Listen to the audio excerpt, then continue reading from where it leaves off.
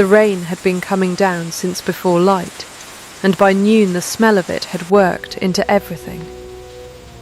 Wet wool, river mud, wood smoke fighting to stay lit under a dripping eave. Milestone was a small place, a huddle of grey roofs along the Nettle, and on a day like this it forgot itself entirely, and became only weather. Judith Fenwick was the kind of woman the village had stopped noticing years ago. Not unkind notice, not cruel, simply none. She mended what was torn, patched what was worn through, and went home again before dark, and if you had asked any 10 people in Milestone to describe her, they would have needed a moment to remember her face at all. She was 26. She had no mother living, and no father either, not since the year the Ford took him, and she had grown up close enough to that water to read it the way other women read scripture. She could look at the Nettle in flood and tell you, to the hour, when it would take the low bridge out. She was telling herself that very thing now, standing at her window with a wet apron in her hands. The Ford was going to go before the night was out. She was sure of it. She did not know yet that a coach was already on the London road, coming toward the crossing at a good clip, carrying a sick child, an old nurse, and a man who gave his name as nothing more than Pharaoh. Before we go further, if you're enjoying the start of this one, take half a second and subscribe to the channel. It costs nothing, and it helps these stories keep reaching you. Now back to the water, and the woman who was already reaching for her shawl. She had gone down to look at the crossing herself not an hour before, the way her father used to, the way she still did out of a habit she had never managed to unlearn. What she found there stopped her cold. The old plank bridge was not merely flooded. It was gone. Whole timbers of it lay tangled in the willow scrub 30 yards downstream, and where the crossing had been there was only brown water moving fast and low over nothing at all. A rider might see it in time, if he was watching the road and not the rain. A coach coming hard, with the driver hunched against the wet, and his eyes half shut, would not see it until the horses were already over the bank. She heard the coach before she saw it. Wheels and harness, and a driver's voice raised somewhere back along the turn.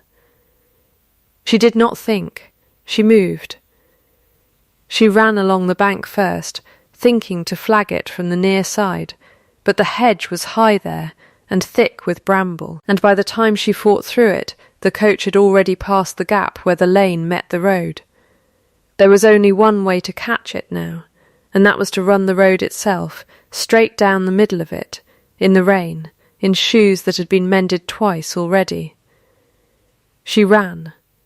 Her skirts caught wet and heavy at her ankles, and she did not slow for it. 1/2 mile is not far to a woman with dry roads and good boots.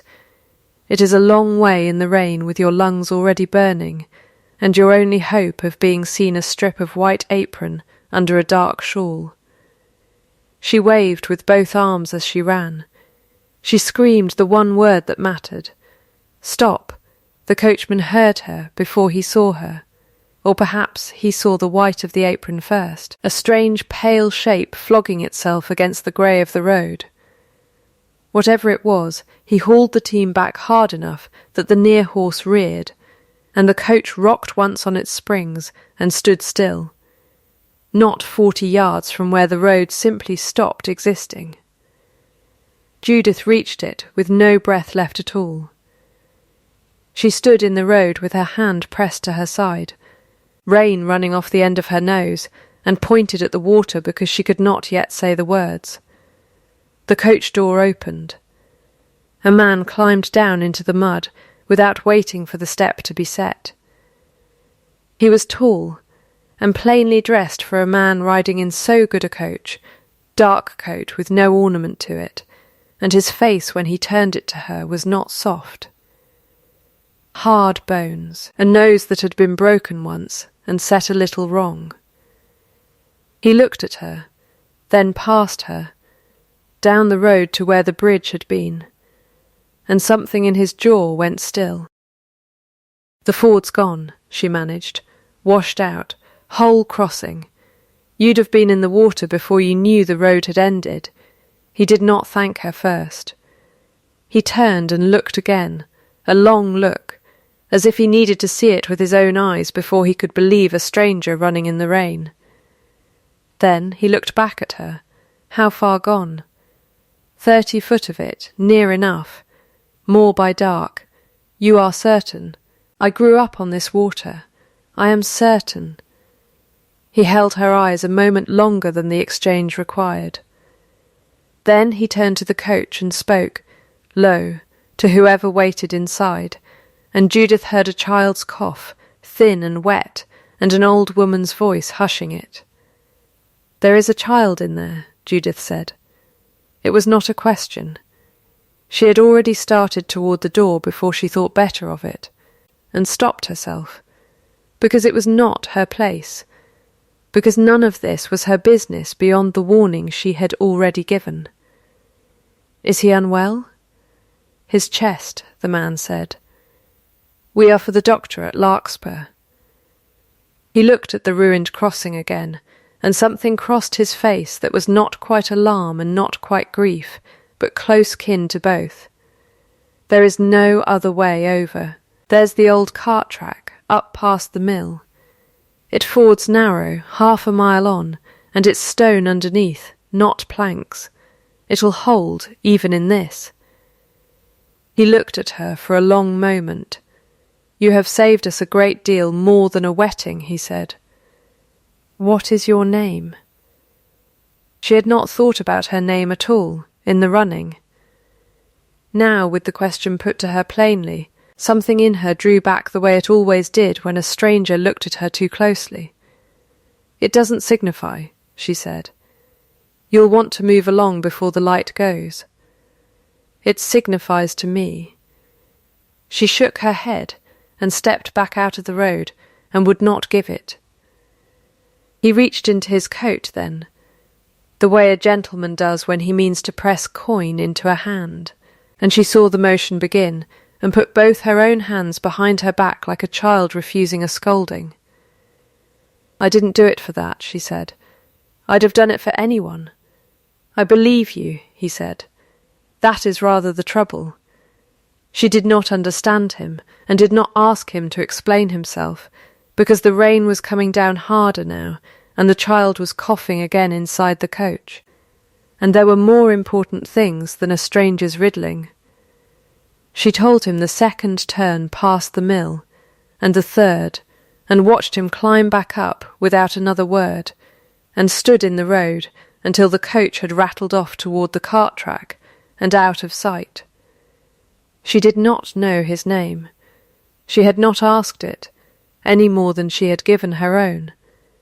She turned and walked home in the rain, wrung out and shivering, and told no one in Marlstone what had happened, because there was nothing in it worth the telling.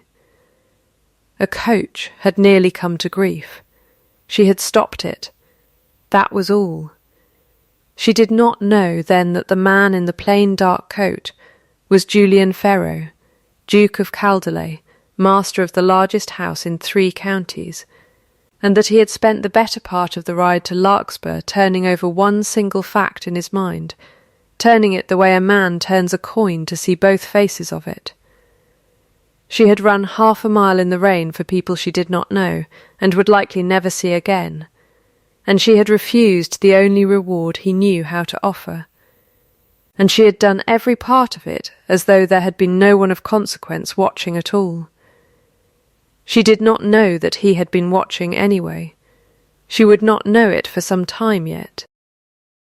The doctor at Larkspur pronounced the boy's chest inflamed but not past saving, gave instructions for steam and rest and a tonic to be sent twice daily, and Julian sat through the whole examination with his hat still in his hands, the way he always did when it was Tam being looked at, because some part of him had never stopped expecting to be told the worst.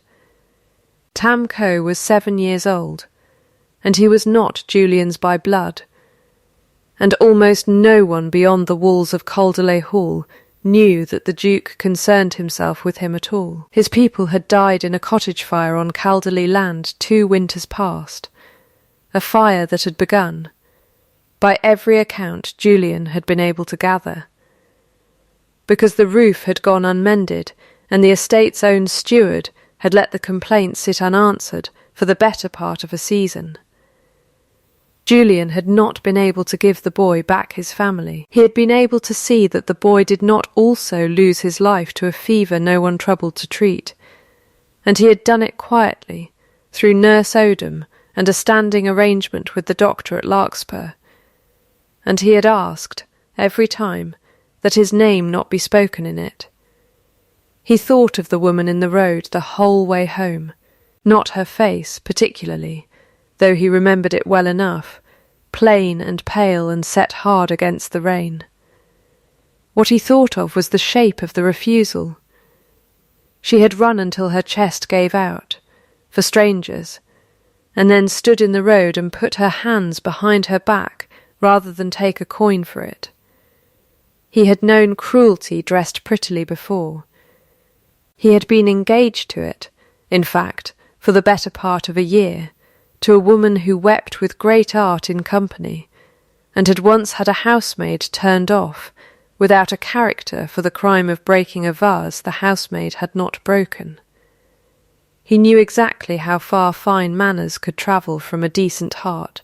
He had spent 3 years since then assuming the 2 things never met in the same person twice. He wanted, very much, to know if he was wrong. By the time the coach turned in at Calderley's own gates that evening, he had already given Pargeter, his steward, a single quiet instruction. Find out who she was. Do not frighten her. Do not let her know a duke was asking.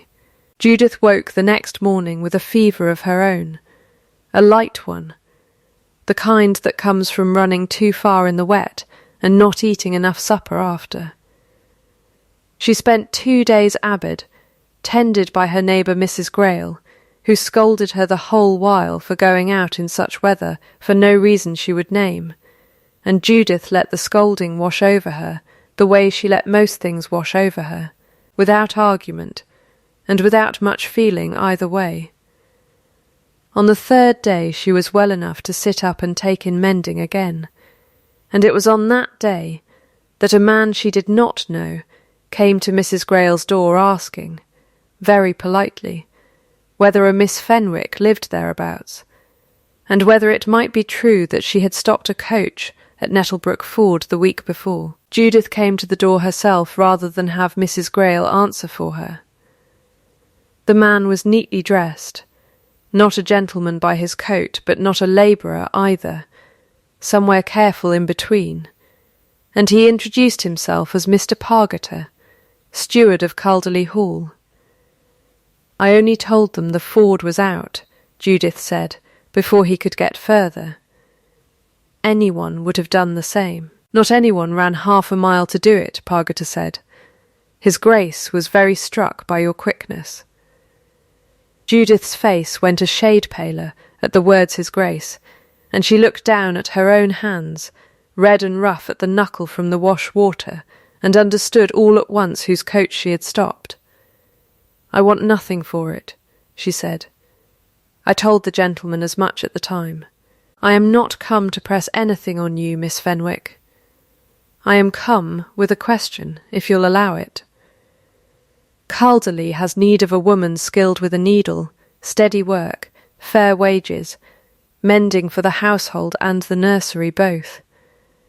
There is a boy in the nursery just now who has been unwell. His Grace thought you might suit. Judith looked at him for a long moment. That sounds a great deal like payment dressed up as an offer of work. Pargeter did not smile, quite, but something in his face eased. His Grace said you would say something of that kind.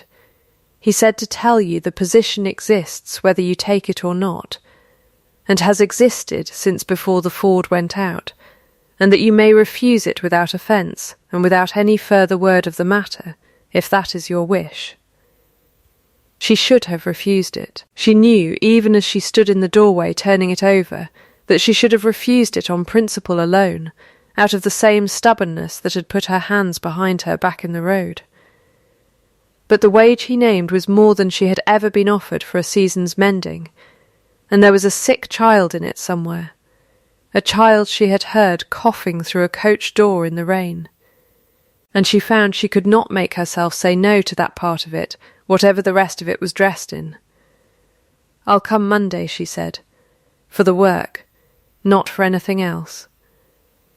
"Monday, then," said Pargeter, and touched his hat, and did not tell her, because he had not been instructed to, that the gentleman in the road and the master of Calderley Hall were the same grave man, or that the same man had given him very particular instructions about how the offer should be worded, so that she would hear it as work and not as thanks. Calderley Hall was larger than any building Judith had stood inside in her life, and she came to it on Monday morning with her sewing-box under one arm, and her chin held at an angle that told anyone watching she did not intend to be made small by stone and glass, whatever her wage.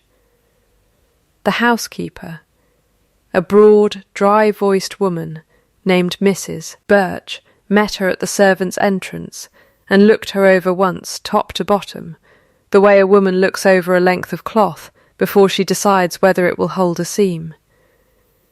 "You're the one from the ford, Mrs.," Birch said. "I only told them the water was up." Said Mrs. Birch, in a tone that suggested she had heard a good deal more of the story than Judith had told, and did not intend to say so. "Well, the nursery linens want mending worse than anything in this house, and the boy in it wants someone who won't fuss over him like he's made of glass. You'll do, I think. Come along." The boy was Tam, small and sharp-eyed and still pale from his fever, propped up in a bed too large for him, with Nurse Odom dozing in the chair beside it. He looked at Judith with the flat suspicion of a child who has been fussed over by too many strangers already, and Judith, who had no patience for fuss herself, simply sat down on the end of the bed and asked him whether he could tell a good stitch from a bad one, because her eyes were tired from the coach ride, and she needed a second opinion. It was the wrong question, and exactly the right one. Tam sat up an inch straighter and informed her, with great authority, that he knew nothing about stitches but a great deal about horses, and within the quarter hour Judith had heard the full history of every horse in the Calderley stables as understood by a 7-year-old, and found to her own surprise that she was laughing.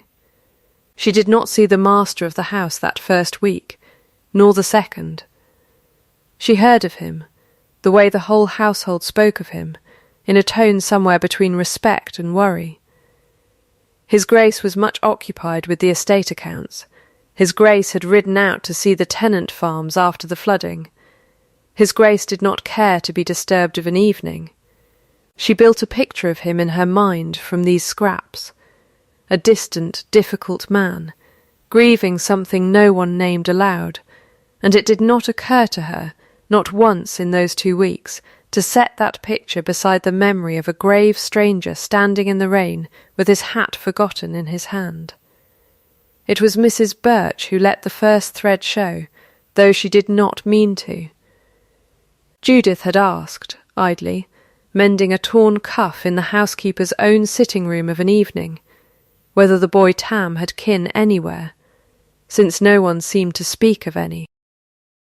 "None living, Mrs., Birch said, and then, more quietly, glancing at the door as though it might report her, His Grace has seen to him since the fire.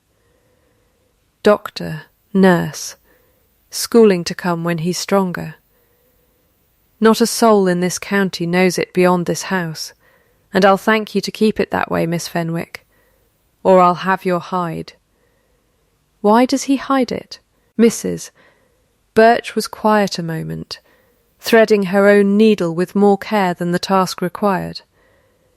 Because the last time his Grace let it be known he'd done a kindness, she said, there was a woman in this house who made very sure everyone understood it was foolishness, a duke throwing money at cottagers' brats. He doesn't care to hear that said again.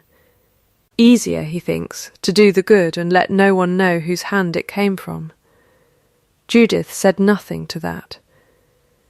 But she carried it with her up the stairs that night, and turned it over the way she turned over the river when she was reading it for danger, and found that the difficult, distant master of Calderley Hall was beginning to look, in her mind, like a very different man than the one the servants' hall gossip had built. Judith did not meet the Duke of Calderley properly until the 4th week, and when she did, it was in the nursery, at dusk, with Tam already half asleep, and a candle guttering low on the table between them. She heard the door, and did not look up at first, thinking it Nurse Odom come back from her supper. When she did look up, it was to find a tall man standing very still in the doorway, dark coat, hard bones, a nose that had been broken once, and healed a little crooked, and she knew him before he had said a single word, because she had spent a great deal more of the last month than she cared to admit thinking of exactly that face in the rain. "You," she said, and then, remembering herself, "Your Grace." "Miss Fenwick." He did not smile, but something in his face eased, the way a man's does when a thing he has been waiting on finally arrives. "I understand you have made yourself indispensable to my ward. He's a good boy. He only wants someone who'll argue with him about horses instead of agreeing with everything he says." That does sound like Tam. He came further into the room, quiet on the boards the way a large man rarely is, and looked down at the sleeping child a long moment before he spoke again. "I owe you an apology, I think, for the road. I asked your name, and then let my steward come asking it again a week later, as though it were his idea and not mine. It was not honest of me. You needn't apologise for kindness dressed up as work, Your Grace. I've had worse offers. That is not quite an acceptance of the apology." "No," she said. "It isn't." Something crossed his mouth that was very nearly a smile, and gone again before she could be certain of it. "You are plain-spoken. I don't know how to be anything else." "No," he said slowly, as though the observation cost him something. "I don't imagine you do." They spoke a little longer, of nothing in particular, the boy's improving cough, the state of the nursery linens, the mill track that had saved them all a soaking. She noticed, without meaning to notice it, that he never once used more words than the question required, and that when he did not know what to say, he simply did not say it, rather than filling the silence the way most gentlemen she had ever mended for filled every silence they were given. She found she did not mind the quiet. It was, she thought, rather restful, after a life of being talked past. "You still have not told me why you would not take payment," he said at the door, almost as an afterthought. "Because it wasn't a kindness meant for pay. It was only the truth, told in time. I'd have shouted it at a farm cart the same as a duke's coach."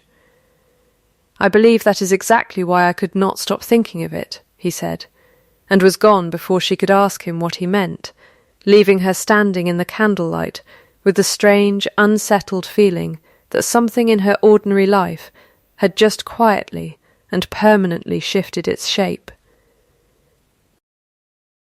Winter closed hard over Calderley that year, and closed too over whatever had begun to grow between the seamstress and the Duke, in the slow, wordless way that such things grow when neither party is willing to name them. He came to the nursery of an evening more often than the boy's health strictly required. She found herself staying later than her work required. Neither of them remarked on it. It was into this quiet that Lady Honoria Vane arrived, in the first thaw of March, with 4 trunks, and a great deal of certainty about her own place in the house. She was Julian's cousin, raised alongside him after her own parents died young, and she had spent the better part of a decade assuming, without anyone ever quite saying so, that she would one day be mistress of Calderley. She was handsome in a sharp, finished way, and she laughed like a bell struck 3 times, always the same 3 beats, whether the thing that occasioned it was truly funny or not. She found Judith in the nursery on her second morning, mending a torn sleeve while Tam recited his letters, and she stood in the doorway a long moment before she spoke, the way a woman stands when she means to be noticed doing the looking. "You must be the seamstress," she said. "The one who ran after my cousin's coach in the mud. I only warned them the road was out, my lady. How enterprising." Lady Honoria's smile did not reach the rest of her face. "Julian does love a project. Last year it was a school for the tenant children. The year before that a family of cottagers he insisted on rehousing at his own expense. Now, I collect. It is you." Her eyes went deliberately to Judith's hands, red and roughened at the knuckle from years of cold water and coarse cloth. "Tell me, does one grow accustomed to hands like that, or does it simply stop mattering to you what a gentleman sees when he looks at them?" Judith did not flinch, and did not look away, and did not raise her voice. "My hands have done every honest thing they were asked to do, my lady. I've never had cause to be ashamed of them. I couldn't say the same for every pair of hands in this house." Lady Honoria's laugh came again, the same 3 beats, thinner this time. How very bold, for a mender. "Fair isn't the same as kind," Judith said. "There is a difference. I'd have thought a lady of your raising would know it." She did not know, in that moment, that Julian was standing just beyond the half-open door, come to bid Tam good night, and had heard every word of it. He did not step in. He had learned, across a long acquaintance with his cousin, that stepping in only gave her a larger audience for her cruelty. He stood in the corridor, with his jaw set hard, and he did not move until Honoria had swept out past him, with her skirts snapping like a struck flag. And only then did he go in, and find Judith with her hands steady over her mending, and her face very carefully composed, and understand, without being told, exactly what it had cost her to hold it that way. "She is not wrong that I am fond of projects," he said quietly, sitting down across from her. "She is wrong about everything else. I didn't ask you to defend me, Your Grace." "I know. That is rather why I wish to." She did not answer that either, and bent her head back to the mending, and if her hands shook faintly over the needle for the length of 1 stitch, she did not let him see it, and he, watching, was careful not to let her know that he had. The attack did not end with a single morning's cruelty. Lady Honoria was patient in the way that only the truly proud can be patient, and over the following fortnight she found a dozen small ways to remind the household, and Julian, and Judith herself, exactly where a mender's daughter ought to stand, and how far below a duke's notice that was supposed to be. She had the seamstress's work redone twice for imagined faults. She remarked, in company, on how remarkably his Grace had taken to noticing the servants this season. She let it be known, in the careful sideways manner of a woman who never says a cruel thing directly, that a duke who married beneath himself made a fool of every family connected to him, living or dead. Judith bore all of it the way she bore everything, without tears where anyone could see them, without answer where answer would only feed the fire. But it wore on her, the way water wears on stone, not all at once but steadily, until one evening in the first week of April she sat down and wrote Julian a letter she did not let herself reread before she sent it.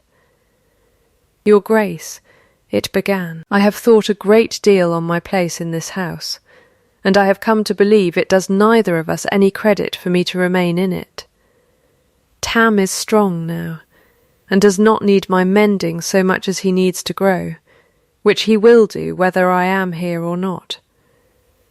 I will finish out the month, and then, with your leave, I will go back to Marston, where I belong, and where no one need trouble themselves over what my hands look like, or what I ought and ought not be permitted to hope for. She did not write the last of what she felt, which was that she had begun to hope for something she had no right to, and that hope, however carefully hidden, was the most dangerous thing a poor woman could carry into a duke's house, because it could only end in one of two ways, and she had watched enough of the world to know which was the more likely. Julian read the letter twice, standing by the window of his study with the rain, appropriately enough, coming down outside it again, softer now. Spring rain instead of autumn flood. He did not go to her that night. He told himself it was because a hasty answer served no one, but the truth, which he made himself look at squarely, was that he did not yet know what to say that would not sound like the very pressure she had every right to refuse. He went instead to Mrs. Birch, and asked her plainly what she thought he ought to do, and Mrs. Birch, who had run his household since before he could walk it unassisted, looked at him for a long moment, and told him the truth she had been waiting 3 months for him to ask for. "You ought to tell her the rest of it," she said. "All of it. Not just that you're fond of her, which the whole house has known since Christmas. The other, who's been paying Widow Coel's rent since her husband's chest gave out, who sent the doctor to old Barrow's grandson without a name attached, who rebuilt the schoolroom roof and let the vicar take the credit for asking a benefactor he'd never met." She folded her hands. "That girl thinks you a decent, difficult man who does his duty. She doesn't know she's been living in the middle of your kindness the whole while, same as half this county, and never known whose hand it came from. It's time she knew. A woman like her won't be moved by rank, your grace. She might be moved by that." Judith did not learn of it from Julian at all, in the end, but from Mrs. Birch herself, 2 days later, in the same low sitting room where the first thread had shown itself months before. Mrs. Birch told it plainly, without ornament, the rent quietly paid here, the doctor quietly sent there, a decade of uncredited goods stretched out across the whole parish, always with the single instruction that his name never be spoken in it. Judith sat very still through the whole of it, her mending forgotten in her lap. "Why would he hide so much good?" she asked, when Mrs. Birch had finished. "Because he was engaged once," Mrs. Birch said, "to a woman who made a great show of her charity, and none at all of her kindness, and he came to believe there was something dishonest in doing good, where it could be seen and praised for. He decided, after her, that the only kindness worth trusting was the kind no one thanked you for." She looked at Judith very steadily. "You might understand that better than most in this house, Miss Fenwick, seeing as you did the very same thing at that ford, and would have walked home again and told no one, if his grace hadn't come asking after you." Judith thought of the letter she had already sent, asking to leave, and felt something in her chest turn over slowly, like a stone shifting in a riverbed. She did not withdraw the letter, but she did not pack her trunk either, not yet, and when Julian came to the nursery 2 evenings later than usual, with the look of a man who had spent a long while deciding something, she was still there, mending by the last of the daylight, waiting for him without letting herself admit that was what she was doing. The room was small and warm, the fire built up higher than it needed to be, and Tam was long asleep behind the folding screen, and for once there was no household business to hide behind, no letter to discuss, no ward's health to inquire after, as an excuse for the two of them to sit in the same room a little longer than propriety required. Julian stood by the mantel for a while without speaking. Judith let him. She had learned across the winter that his silences were not empty ones, and that rushing him only closed a door he had been working slowly to open. "I had your letter," he said at last. "I meant every word of it. I don't doubt that you did." He turned to face her fully. "I have come to tell you something I ought to have told you the day I sent Pargata to your door, and did not, because I was a coward about it, and I find I cannot let you leave this house believing less of me than the truth deserves, even if the truth makes you leave faster." She set her mending down and folded her hands in her lap, and waited. "The man in the road that day," he said, "gave you a false name." "Not entirely false. Pharaoh is mine, it is simply not the whole of it.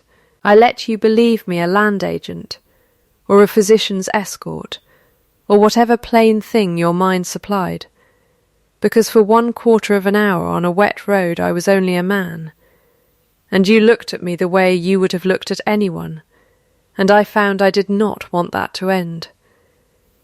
He drew a breath. "And then I let it go on longer than honesty allowed. I sent Pargata to offer you work, instead of coming myself to thank you, because I wanted to see who you were when you did not know a duke was watching. That is the only kind of proof I have ever trusted since Araminta. Not what a person says when they know they are seen, what they do when they believe they are not. And what did you decide I was? Exactly what you showed me in the road.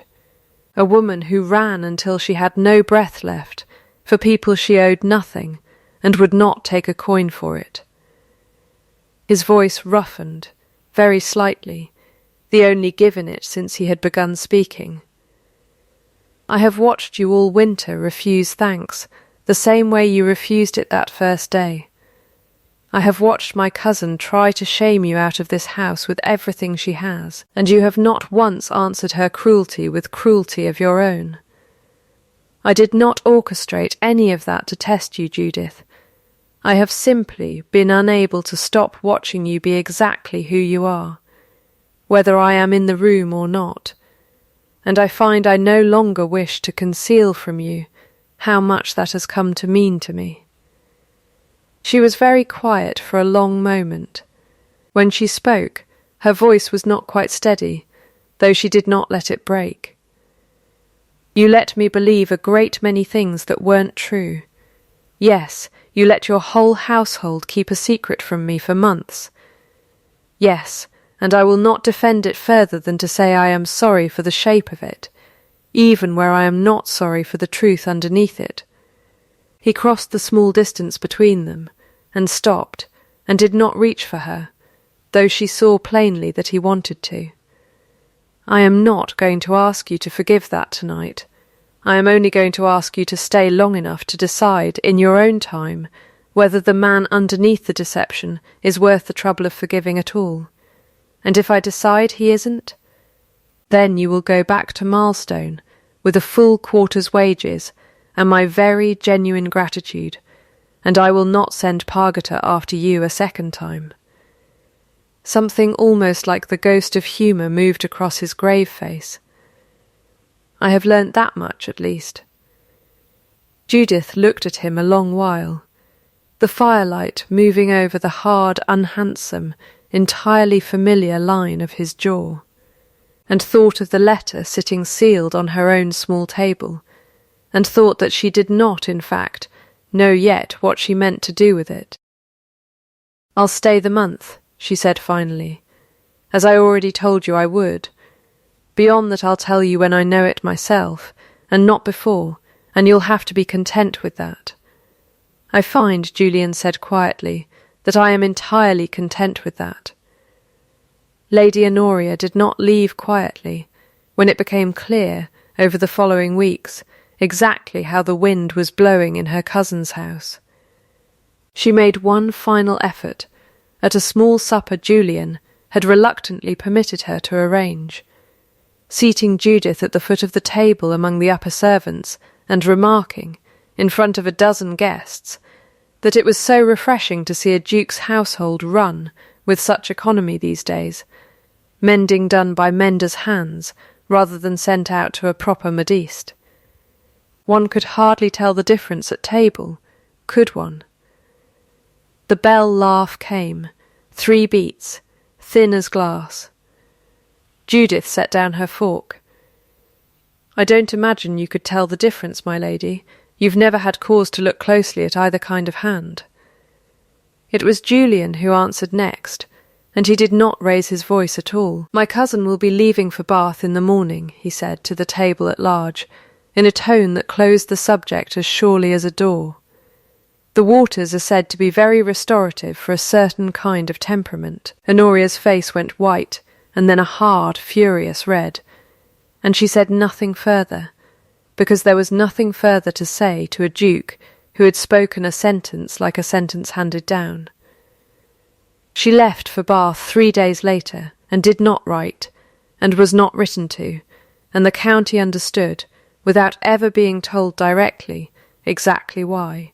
It was a full month more before Julian asked Judith the question properly, and when he did, he asked it in the garden, at dusk, with no fire and no household business to hide behind at all. "I promised you a decision in your own time," he said. "I am not here to hurry it.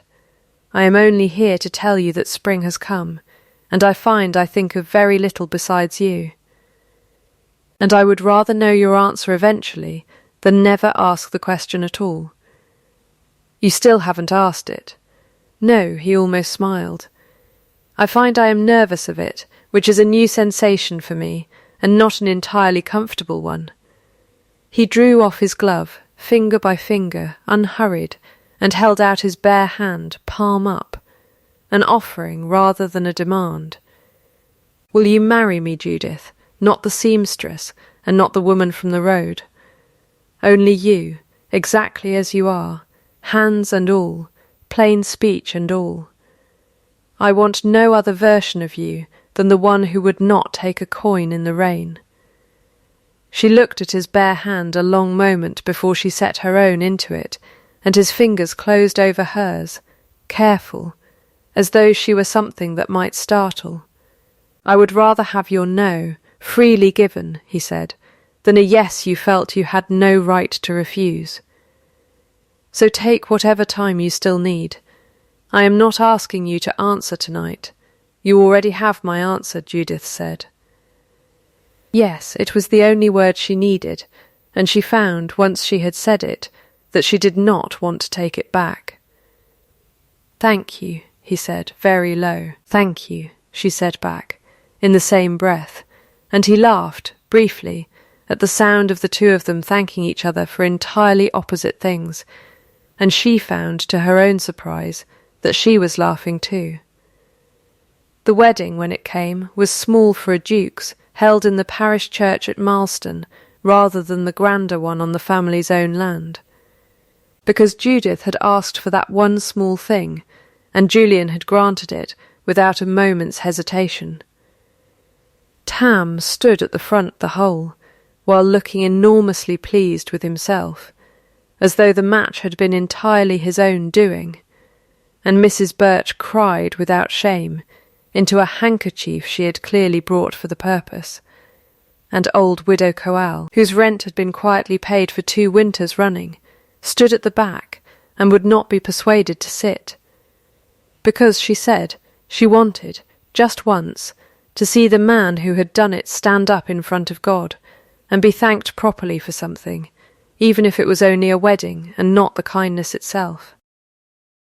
A year later, almost to the week, Judith stood on the new stone bridge at Nettlebrook Ford, and watched the water run beneath it, high with autumn rain but going nowhere near the top of the new cut arches.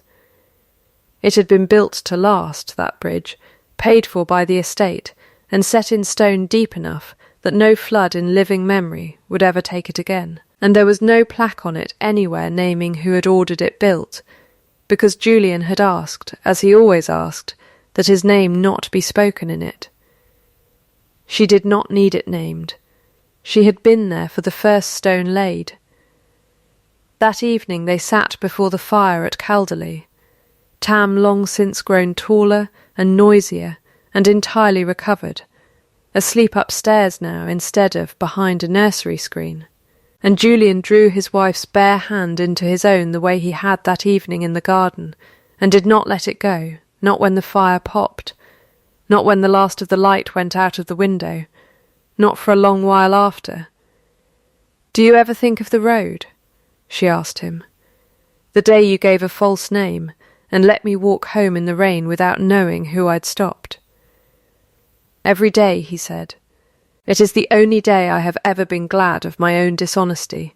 I would not trade the man who stood in that road, believing himself unknown, for any duke I have ever been asked to be."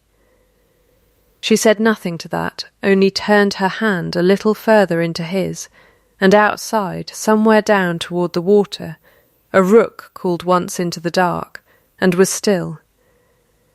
It is a small thing, in the end, to be seen. It is a smaller thing still to be seen when you believe no one of consequence is watching at all, and to be loved, afterward, for exactly what was found there.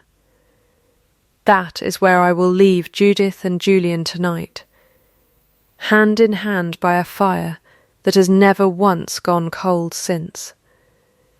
There is something in this one I keep turning over long after the telling of it, the way a kindness given to a stranger in the rain can travel further than we ever intend it to, and come back around to change an entire life. If this story found its way to you tonight, I would love for you to subscribe to the channel so more of these find their way to you too. And I want to know, in the comments, honestly, would you have run after that coach, not knowing who was inside, not expecting a single word of thanks for it? Tell me what you would have done. Stay close, because there is another story waiting just past this one, another door about to open on somebody who thought no one was watching at all, and I would be glad of the company when we walk through it together.